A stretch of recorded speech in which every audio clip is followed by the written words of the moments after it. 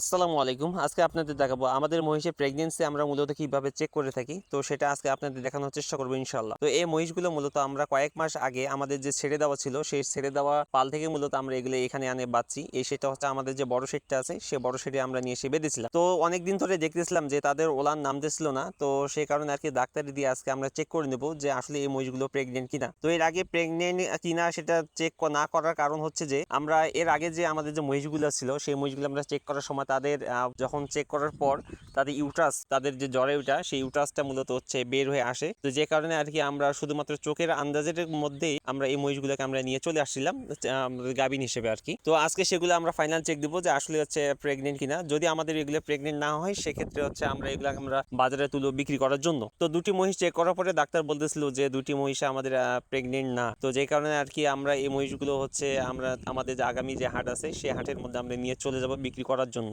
আর মহিষগুলো যেহেতু এই শেডের মধ্যে ছিল, তো আর কি অনেকটা হিংস্রের মতো হয়ে গেছে বাঁধা অবস্থায়। তো যে কারণে আর কি এগুলো চেক দেওয়া আর কি অনেকটা কষ্টসাধ্য হয়ে যাচ্ছিল।